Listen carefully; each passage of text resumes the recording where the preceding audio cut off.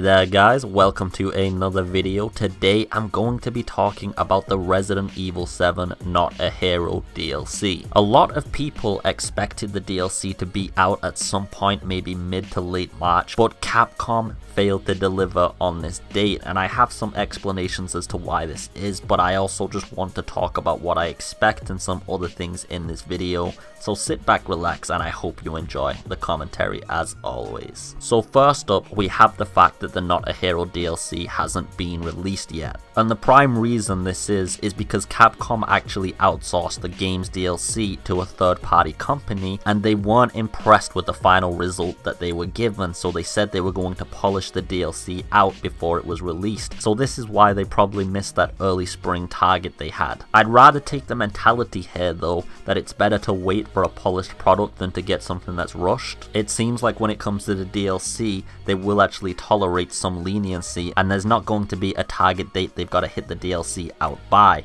which is a good thing. That means they can really refine this to be a long journey and a very well crafted one.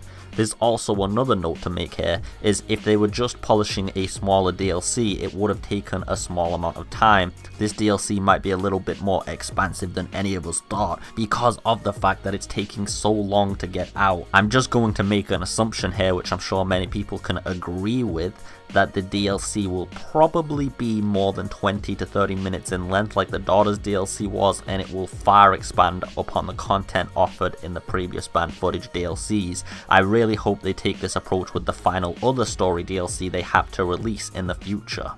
The next point I would like to make is the scope of the repairs they have to do. So the term, the quality wasn't up to our standards, is very vague. It could mean anything. It could mean the resolutions for the textures was bad. It could mean the models weren't done well. It could mean that the story wasn't actually fleshed out the way they wanted it, writing, anything. But the fact that it's taken such a long time, again, is proposing that there is a lot more polishing being done to this. More towards the story, I'd say, rather than just hard resolutions. And I'd like to say that pretty much everything is being touched upon. I don't see how it would take so long to just improve some resolutions on models and not touch on the in-game lore, story, and characters and emotions. Even the small things such as the way the puzzles are going to play out, everything's probably being retouched up and improved upon. That's just my personal assumption. I'd like to hear what you guys think about this, actually, all of these points that I'm making.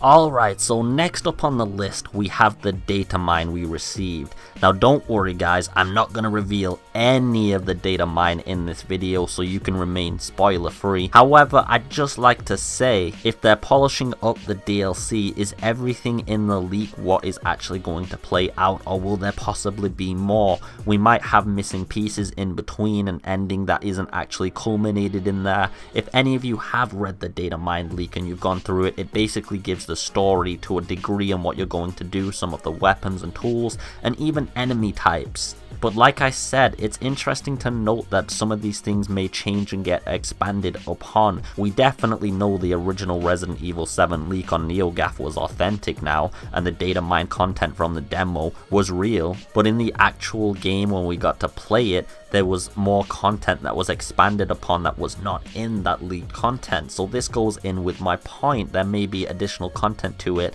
that we haven't seen yet. This is why I think the DLC might be a little longer than expected, because in the data mine leak it didn't look like you'd be able to play through it for more than 40 to 50 minutes, but I'm sure now we might get just a little over an hour, or maybe even 2 to 3 hours worth of gameplay from this. So the final question that everybody wants answered about this damn DLC is, when in spring is it going to release? We've only got April and June left, which leaves the question of which month do you think it's going to release in? Now looking at the fact that there's a lack of trailers, one might say that April is too much of an anticipation, because Capcom seem to have liked to release advertisement for each of the DLCs and the main game a long time before they actually came out for us to play. But I think the reason they're leaving any trailers out on this content altogether is because A, it's going to be a massively different gameplay experience. This is not going to be like the base core game of Resident Evil 7. I don't want to spoil anything for anyone who wants to remain spoiler free, but people who have read the data mine leak will know exactly what I'm talking about.